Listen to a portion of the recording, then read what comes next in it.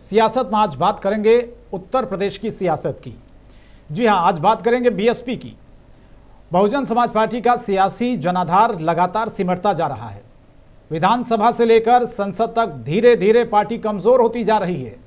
UP की विधानसभा में BSP के सिर्फ इकलौते विधायक उमाशंकर सिंह थे, जिनका 5 अगस्त 2026 को निधन हो गया। वे बलिया जिले के रसड़ा विधानसभा सीट से विधायक थे। उनके निधन के बाद अब बीएसपी के पास न तो विधानसभा में कोई सदस्य है और न ही विधान परिषद में कोई सदस्य।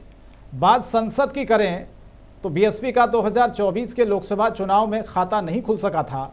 वहीं राज्यसभा में बीएसपी के संसद में इकलौते सदस्य रामजी गौतम हैं, जो बीएसपी के राष्ट्रीय कोऑर्डिनेटर रामजी गौतम फिलहाल बीएसपी के इकलौते राज्यसभा सदस्य हैं, लेकिन 2019 में बीजेपी के समर्थन से सांसद चुने गए थे। रामजी गौतम साल 2026 के आखिर में रिटायर हो रहे हैं, यानी उनका 6 साल का कार्यकाल खत्म हो रहा है। रामजी गौतम का राज्यसभा टर्म पूरा होने के साथ ही बीएसपी संसद में जीरो हो जाएगी। इसके बाद संसद में बीएसपी का एक भी सदस्य नहीं रह जाएगा। बीएसपी के राजनीतिक इतिहास में पहली बार होगा जब संसद के दोनों सदनों यानी कि लोकसभा और राज्यसभा और विधानसभा और विधान परिषद में बीएसपी के सदस्य की संख्या शून्य हो जाएगी, यानी कि जीरो। अगर बात करें 2024 के लोकसभा चुनाव की, तो बीएसपी के लिए सबसे अधिक निराशाजनक परिणाम रहे वो हैं बहुजन समाज पार्टी इस चुनाव में कोई भी सीट नहीं जीत पाई। बात बार बार चुनाव दर चुनाव का जिक्र हो रहा है, लेकिन 24 का जो परिणाम आया उसने बीएसपी को बहुत निराश किया। उसका जो वोट शेयर था वो गिरकर 3.66 2.4% रह गया, यानी कि जनाधार बढ़ने के बजाय ये घटा है। इससे उसका राष्ट्रीय पार्टी का दर्जा छीनने का भी खतरा पैदा हुआ। अगर राष्ट्रीय पार्टी का दर्जा उससे छीना तो ये देश में दलितों की पार्टी माने जाने वाली बीएसपी के लिए एक बड़ा खतरा भी होगा। आपको याद होगा, एक वक्त था जब उत्तर प्रदेश में बीएसपी की सबसे मजबूत सियासी जमीन रही, जहां से पार्टी का उद्भव हुआ। मायावती 4 बार यूपी की सीएम रही। उस बसपा के राष्ट्रीय दर्जे पर खतरा भी मंडरा रहा है। दूसरी ओर मायावती के भतीजे आकाश आनंद को बीएसपी का भविष्य भी माना जा रहा है। फिलहाल वो पार्टी के नेशनल कोऑर्डिनेटर हैं। अपनी जनसभाओं में आकाश आनंद आक्रामक भाषण शैली के साथ युवाओं, खासकर जेनजी से संवाद बनाने की कोशिश करते हुए दिखाई दिए हैं। कुछ दिन पहले उन्होंने एक रैली भी की थी, टारगेट जेनजी थे। तो सवाल अब ऐसे में है कि क्या आकाश आनंद बीएसपी को 2027 चुनाव में मजबूत स्थिति में खड़ा कर पाएंगे? बीएसपी का घटता जनाधार की आखिर बड़ी वजह क्या है? चुनाव दर चुनाव 2014 के बाद आप देखिए, अब सवाल यह है कि 2027 में दलित वोट बैंक किस तरफ जाएगा। अगर 2027 में बीएसपी अच्छा प्रदर्शन नहीं कर पाई तो इसका फायदा किस पार्टी को मिलेगा आज सियासत में? इन्हीं तमाम सवालों के साथ अपने खास मेहमानों के साथ हम चर्चा करेंगे। लेकिन सवाल सबसे बड़ा यह है कि आखिर जो जनाधार बीएसपी का कम हुआ है उसको वापस कैसे हासिल किया जाएगा।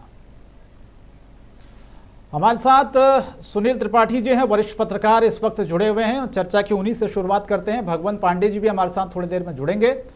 सुनील जी, बहुत धन्यवाद, स्वागत आपका वक्त देने के लिए। चर्चा उत्तर प्रदेश की सियासत की हो रही है सर। मायावती को लेकर हो रही है, बीएसपी को लेकर हो रही है, दलित वोट बैंक को लेकर हो रही, जो कि उत्तर प्रदेश में 21 से 22% की आबादी इस वोट बैंक की है। और इस पर सेंधमारी समय समय पर जिस पार्टी ने की उसको सत्ता तक इस वोट बैंक ने पहुंचाया है। लेकिन सवाल अब इससे आगे का है सुनील जी। सवाल है बीएसपी का, जो कि एक परंपरागत वोट बैंक माना जाता था। क्या वजह आप मानते हैं कि 2014 के बाद ये वोट बैंक बीएसपी से धीरे धीरे खिसकता हुआ बाकी पार्टियों की तरफ शिफ्ट हुआ और लगातार बीएसपी का जो जनाधार साल दर साल चुनाव में कमजोर होता गया, उसके पीछे भी कुछ बड़ी वजह अगर आप बता पाएं तो? देखिए, मेरे विश्लेषण के अनुसार शंकर जी, मायावती जी अपने कार्यकर्ताओं से धीरे धीरे दूर होती चली गई जी। जो उनकी पैठ थी, और ज्यादातर बहुजन समाज पार्टी का वोटर देहात में ही रहता है। शहरों में आप देख लीजिए उतना बहुजन समाज पार्टी कभी नहीं वोट हासिल कर पाई है जितना गांव ग्रामीण क्षेत्रों में।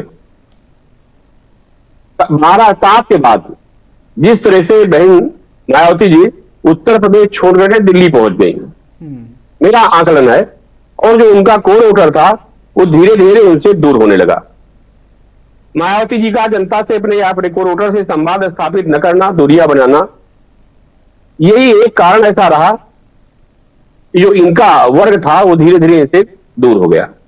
जिस तरह से एक अच्छी शासक के रूप में मैं मानता हूं कि मायावती का कार्यकाल कानून व्यवस्था बहुत अच्छी रही, चाहे निघासन कांड हो, इतना बड़ा कांड हुआ कि वो तक लोग जेल गए, या अपने सांसद को जेल भेज करके साबित किया लोगों के बीच में कि कानून सर्वोपरि है, वो सबके लिए है, चाहे वो जनता हो या हमारा सांसद विधायक हो।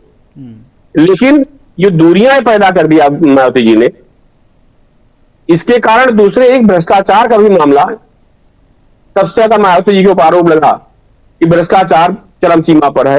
दो सीएमओ की हत्या हुई, एक स्वास्थ्य महानिदेशक चिकित्सा परिवार कल्याण बच्ची लाल जी की हत्या हुई। इस तरह से जो ये बड़ी बड़ी हत्याएं हुई, मैं मानता हूं कहीं ना कहीं इसका भी प्रभाव इनकी राजनीति पर पड़ा। एक तरफ आप कानून व्यवस्था सख्त कर रही है, दूसरी तरफ जेलों में भी हत्या हो रही है, सड़कों भी हत्या हो रही है। और जहां तक कानून व्यवस्था मैंने देखा है अपने पत्रकारिता के जीवन में शक्कर जी, कि जब कानून व्यवस्था बिगड़ती है तो सत्ता चली जाती, चाहे जिसकी भी हो। समाजवादी पार्टी को आप देख लीजिए, अखिलेश जी ने विकास तमाम काम किए उत्तर प्रदेश, लेकिन कानून व्यवस्था नहीं संभाल पाए, सरकार चली गई। भाजपा का भी हाल, भले ही लोग नाराज हो, लेकिन योगी आदित्यनाथ का पिछले बार में देख रहा था कानून व्यवस्था बहुत अच्छी थी, लेकिन इस बार कानून व्यवस्था के साथ साथ भ्रष्टाचार भी सरकार के सामने चुनौती बना हुआ खड़ा है। ये भी एक कारण है भाजपा के लिए। तो ऐसे ही कोई भी राजनीतिक पार्टियां हो जो जनता जुड़ी रहती है, जनता से संवाद सीधे स्थापित करती हैं और कानून व्यवस्था अपनी अच्छी रखती है, वो सत्ता में हमेशा बनी रहती है। और जो इनसे विमुख होती है, जनता उसको अपनी एक वोट बदले बदल देती है। जी। लेकिन सर सवाल ये है कि सवाल 2027 के चुनाव को लेकर है कि ये वोट बैंक आखिर जाएगा किधर अगर छिटका है ये बीएसपी से, तो क्योंकि सभी ये दावा करते हैं कि भैया दूसरी पार्टी नहीं कर रही है, हम इनके लिए करेंगे, सरकार बनेगी तो। और एक बड़े जो नेता उभर कर आए कुछ दिन पहले, चंद्रशेखर आजाद उर्फ रावण, जो अपने आप को दलितों का हितैषी बताते हैं, तो मैं आपसे समझना चाहता हूं कि क्या उस वोट बैंक को अपने पाले में लाने की जो कोशिश चंद्रशेखर कर रहे हैं उसमें वो कितने कामयाब होते हुए नजर आए, और आने वाले दिनों में आपको क्या लगता है कि जो वोट बैंक छिटका है बीएसपी से वो किस तरफ जाएगा? देखिए, मेरा आकलन है कि जिस तरह से उनके वक्तव्य है, लोगों को समाज को जोड़ने बजाय तोड़ने के वार्ता की जा रही है, उनकी भाषण दिए जा रहे हैं ऐसे, उससे समाज का जितना बुद्धिमान तबका है वो उससे जुड़ने प्रयास नहीं कर रहा है।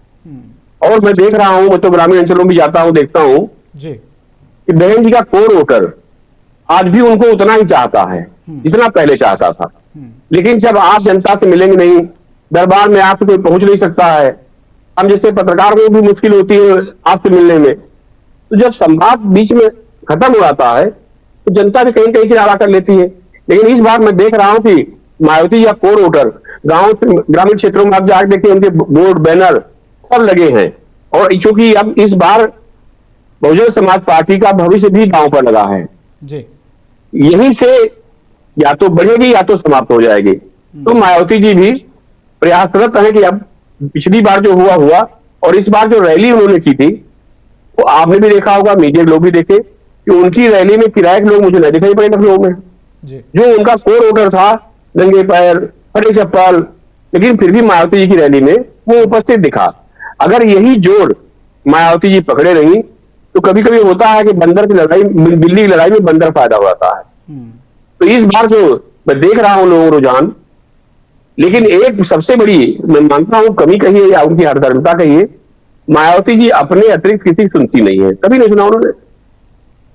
अभी देखिए, एक तरफ ब्राह्मणों को साधने प्रयास लगभग सारी पार्टियां कर रही है, एक तरफ आपने अंटू मिश्रा निकाल दिया, किस कारण निकाला तो आप जान सकती हैं।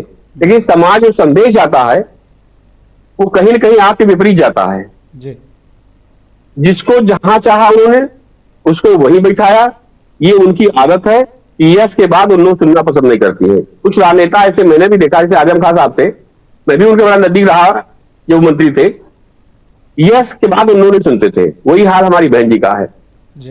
राजनेताओं को तो बहुत लचीला होना चाहिए सरकार जी, सबके साथ सबको लेकर चलना चाहिए। जैसे नरेंद्र मोदी जी हैं, सबके साथ संवाद स्थापित करते हैं। भले ही आज स्थिति विपरीत होती है, जनता संतुष्ट नहीं कर पा रहे, वो अलग बात है, लेकिन आप सबकी बात करें तो लचीलापन जिस राजनेता में होता। मैंने मुलायम सिंह जी को बड़े नजदीक से देखा, अखिलेश जी और मुलायम सिंह बहुत अंतर मैं मानता हूं। उनमें लचीलापन था, हठ धर्मिता नहीं थी। जो हम कहे वही सही है। बहुजन समाज पार्टी का हारने का एक कारण यह भी रहा, इससे इनके जो कोर सहयोगी थे, मैं मानता हूं लालजी वर्मा हो या नसीमुद्दीन जी हो, जो मुस्लिम के अच्छा चेहरा थे इनके पास, धीरे धीरे वो भी किनारे कर लिए थे, किनारा कर लिए। अब जब आपका कोर वोटर कांग्रेस करे या कोर समर्थक जो आपके हैं, आपके नेता ही आपसे विमुख हो जाएंगे, तो इतना बड़ा राजनीतिक सफर आप कैसे तय करेंगे? ये भी एक सवाल है। बिल्कुल। लेकिन इस बार मैं देख रहा हूं, मुझे जो प्रतीत हो रहा है कि मैं बसपा कार्यकर्ता नहीं हूं, लेकिन मैं समाज में देख रहा हूं कि बहुजन समाज पार्टी का वोट फिर जागा है और मायावती जी के साथ जा सकता है। क्योंकि अब उसी दल में सारे लोग सुन लगा रहे हैं। भाजपा भी दलितों बात करती है, कांग्रेस भी दलितों बात कर रही है, अखिलेश जी तो पीडी नारे दे दिए हैं। अब ये दलित भी बहुत जागृत हो चुके हैं, वो दलित नहीं रहे जो पहले थे। बहुत बुद्धिजीवी वर्ग ये भी हो रहा है, समझ रहा हमारा हित कहां है। और अगर मैं सच्चाई चाहता हूं, जो मुझे मैंने देखा अपने विश्लेषण में, कि मायावती जी से ज्यादा दलितों के हित के कोई निर्णय नहीं दिए गए। चाहे बैकलॉग भरने का हो, उत्तर प्रदेश में देखिए बैकलॉग किस तरह से उन्होंने भरा, लोगों को रोजगार भी दिया और अपने समाज के लिए उन्होंने काम बहुत किया। जो काशीराम जी का उद्देश्य था कि दलितों को कम से कम आगे लाया जाए, शिक्षित किया जाए, उसमें मायावती जी की जो भूमिका रही है वो आम रही है जी। लेकिन अभी एक कदम और आगे जेनजी की राजनीति सुनील जी खूब हो रही है। अभी आकाश आनंद को हम देख रहे थे, कुछ दिन पहले उन्होंने एक रैली भी की और सीधे सीधे उस वोट बैंक को टारगेट किया। तो क्या आपको लगता है कि जिस तरह से आकाश आनंद एक आक्रामक अंदाज में नजर आ रहे हैं, सीधे सीधे जेनजी को टारगेट कर रहे हैं, क्या ये बीएसपी को 2027 में नैया पार लगा पाएंगे? आपको कुछ दिख रहा है उनके अंदर ऐसा भविष्य आने वाले दिनों में? देखिए, हर राजनेता की वापस लाना कितना आसान है जितना बीएसपी समझ रही है सर? हर राजनेता की अपनी एक लोकप्रियता होती है सकल जी। मैं मुलायम सिंह जी का वो भी दौर देखा हूं उत्तर प्रदेश में कि एक दिन ऐसा लग रहा था कि राजभवन से लेकर सड़क तक कर्फ्यू जैसा माहौल था। दूधिया दूध फेंक देते थे सर को। आज अखिलेश जी का हाथ में बुराई नहीं कर रहा हूं, आज अखिलेश जी की लोकप्रियता को आप देख लीजिए जी। तो जो लोकप्रियता मायावती जी की लोगों बीच में है, वो अभी आनंद जी को पाने में बहुत टाइम लगेगा। जेनजी की तरफ सब लोग आज मैं देख रहा हूं कि आकर्षित हो रहे हैं और होना भी चाहिए जी। नरेंद्र मोदी जी का भी एक नारा लगा था, हर घर मोदी, हर हर मोदी, हर घर मोदी। ये जेनजी क्यों लगा रहा था? कोई बुजुर्ग लगा रहा था क्या? ये सत्य है कि जिस ओर जवानी चलती है उस ओर जमाना चलता है। हम लोग छात्र नेता रहे, नारा लगाते थे और उस नारे का मैंने इतिहास ही देखा कि जेनजी जिस तरफ चलता है देश की दिशा दिशा बदल देता है। लेकिन जेनजी के साथ साथ मैं बड़ा निवेदन साथ अपने जेनजी भाइयों से कहना चाह रहा हूं कि जेनजी शब्द भारत का नहीं है, जेनजी शक्ति हमारी भारत की नहीं है। आप भारतीय हैं, भारत के बच्चे हैं। उससे आगे सर एक जैन अल्फा भी आ गया है, जेनसी से आगे। आप सोच लीजिए कि यूपी में काफी सक्रिय है वो जी।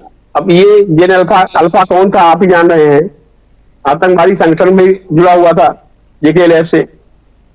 तो अब नाम इस तरह जो नाम दिए जा रहे हैं, ये नाम नहीं होने चाहिए।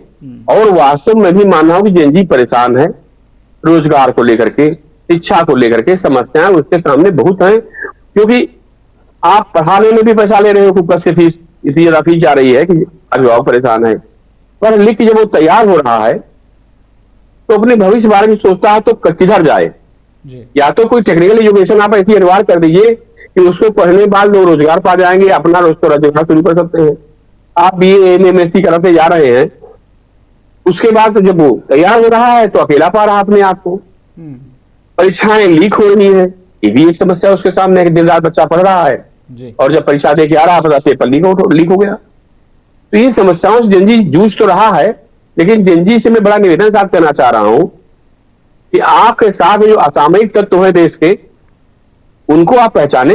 वो आपके लिए भी खतरा है, हमारे लिए भी खतरा है, देश के लिए भी खतरा है। आप अपनी लड़ाई लड़िए, और आज जज्जर जंजीर ने अपनी लड़ाई लड़ी है, बड़ी बड़ी सरकारें हिल गई हैं, चाहे जिसकी सरकार हो, जिस तरफ जंजी चला है उसकी विजय भी हुई है जी। और इस बार अभी देखिए, राहुल जी ने एक संवाद स्थापित किया था प्रयागराज में, देखिए जंजी कितना राहुल जी के साथ खड़ा दिखाई पड़ा। तो ये उत्तर प्रदेश सरकार, केंद्र सरकार को भी सोचना चाहिए, ये तानाशाही रवैये से हम सरकार नहीं चला पाएंगे।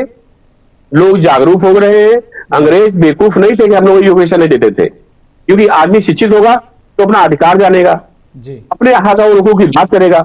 और जब वो शिक्षित ही नहीं है शंकर जी, तो न हक की बात करेगा, न हुकूक की बात करेगा, पशुओं तरह खाली पेट भरेगा, अपना जीवन काट के निकल जाएगा यहां से।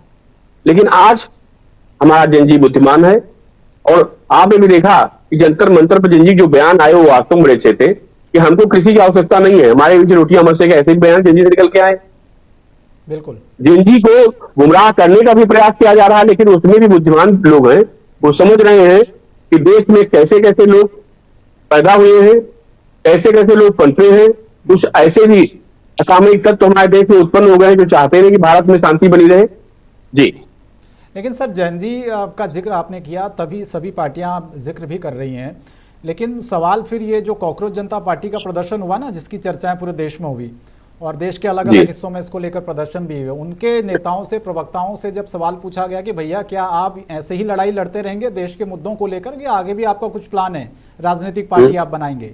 यही ऐसी स्थिति हमने ऐसी हमने तस्वीर देखी थी सुनील जी, आज जब अन्ना आंदोलन हुआ था, अरविंद केजरीवाल ने बड़े बड़े घोटाले के आरोप लगाए, शीला दीक्षित के लिए कहा कि सूटकेस में बंद है बहुत सारे सबूत, हम ऐसा कर देंगे वैसा कर देंगे, फिर राजनीतिक पार्टी बनाई, उसके बाद भ्रष्टाचार के बड़े आरोप लगे। तो मैं समझना चाहता हूं कि वाकई में जेन जी जो बात कह रहा है कि भैया हम उनके नेता हैं, युवाओं के नेता हैं और हम जनता की आवाज को उठा रहे हैं, क्या समझा जाए आने वाले वक्त में कि ये राजनीतिक पार्टी नहीं बनाएंगे या राजनीतिक संगठनों के साथ ये नहीं जाएंगे?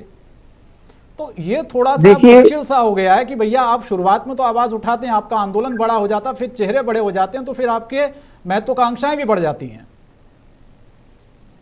ये तो आपने भी देखा होगा, जो अन्ना हजारे जी का आंदोलन हुआ जी, उसमें जंजी सबसे बढ़ चढ़कर हिस्सा लिया, और दिल्ली में केजरीवाल जी की सरकार भी बन गई। लेकिन आपने ये भी देखा होगा कि जो ईमानदारी की शपथ लेके निकले थे, मैं उनको बेईमान तो नहीं कहूंगा, लेकिन कहीं न कहीं उनकी ईमानदारी पर धूल बेईमानी की लगी जरूर। लोगों ने देखा कि जो झाड़ू लेके निकले थे और कसमें खा रहे थे कि मैं ये सुविधा नहीं लूंगा, वो सुविधा नहीं लूंगा, लेकिन जी सबसे बड़ी बात है कि लक्ष्मी से विमुख हो पाना आसान काम नहीं है। जब सत्ता मिलती है तो लालच स्वाभाविक है। बड़े बड़े ईमानदार अफसरों को मैंने हिलते हुए देखा है, बड़े बड़े मंत्रियों को मैंने देखा है कि आए तो कसम खाने के लिए कि मैं ईमानदारी से काम करूंगा, फिर पथभ्रष्ट हो गए। तो केजरीवाल जी की सरकार लाने वाले भी जन जी है। मैं लखनऊ में देखता था केजरीवाल जी आ रहे हैं तो भीड़ हो रही है, लेकिन जिस उद्देश्य से जेएनजी ने सरकार बनाई और लोगों ने सरकार बनाई दिल्ली की, कहीं कहीं वो भी फेल रहे, और फेल होने को रिजल्ट आपने देखा कि दिल्ली में सरकार फिर भाजपा की लौट के आ गई। लेकिन आज अगर भाजपा चुनाव करा दिया जाए दिल्ली में तो स्थितियां विपरीत है, क्योंकि जिन जिन मुद्दों पे भारतीय जनता पार्टी दिल्ली में आई, केजरीवाल जी को हराया, उन मुद्दों से भाजपा कहीं कहीं विमुख होती दिखाई दे रही, जनता त्रस्त हो रही है। तो ऐसे मैं मानता हूं कि जंजी अगर पार्टी भी बनी बनाती है तो किसी न किसी राजनीतिक दल उसमें शामिल जरूर होंगे, और शामिल होंगे तो जो लक्ष्य था उस लक्ष्य से केजरीवाल जी की तरह ये भी बचेंगे।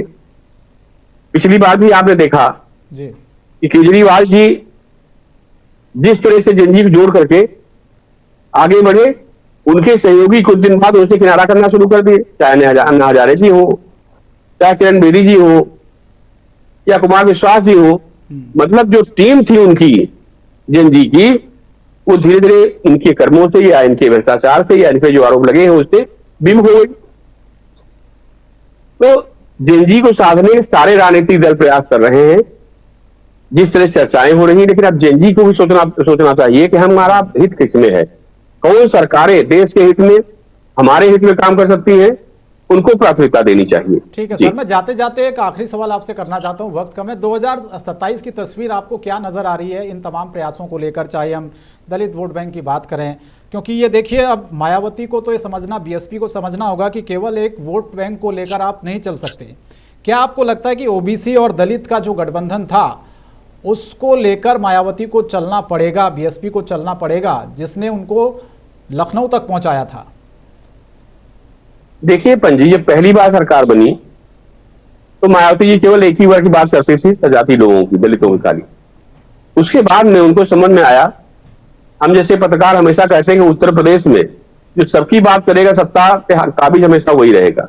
भले ही सत्ता में आने के बाद अपने लोगों ने कुछ ज्यादा आप कर दीजिए, अलग बात है जी, लेकिन अगर सबकी बात नहीं करोगे तो एक टर्न भले पूरा, अगला टर्न नहीं पूरा होगा, क्योंकि यहाँ एक ही आबादी नहीं है।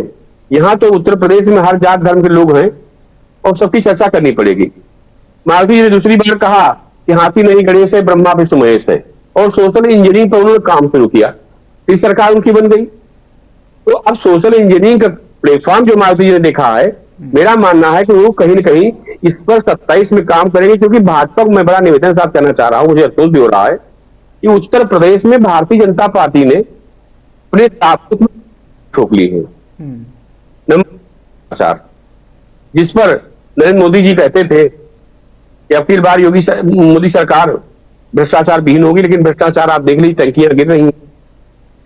तो का हाल क्या है, स्वास्थ्य विभाग का हाल क्या नहीं है, आरोप नहीं लगा रहा हूं, आप जाके देख लीजिए जी। किसानों का हाल क्या है, खाद नहीं मिले, किसान परेशान है। तो जो ब्यूरोक्रेट्स है यहाँ के, वो भारतीय जनता पार्टी को 27 चुनाव में जिताने नहीं देंगे। और सबसे बड़ा मुद्दा जो आप लेके आए, यूजीसी लाने की क्या जरूरत थी?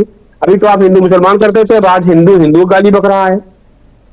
आप जिन उद्देश्यों से लोगों जोड़ने प्रयास किए थे, उन उद्देश्यों से भटक गए। ठीक सर। राम मंदिर का मामला अलग आ गया है। 27 चुनाव अभी मैं कह नहीं सकता हूं, लेकिन पंजी कोई भी वर्तमान स्थिति में एक पार्टी सरकार बनाते मुझे नजर नहीं दिख रही है।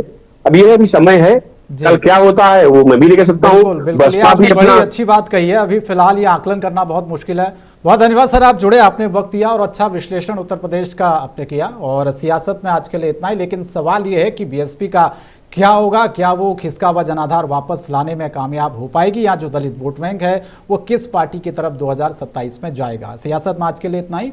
आप बने रहे महुआ खबर के साथ। नमस्कार।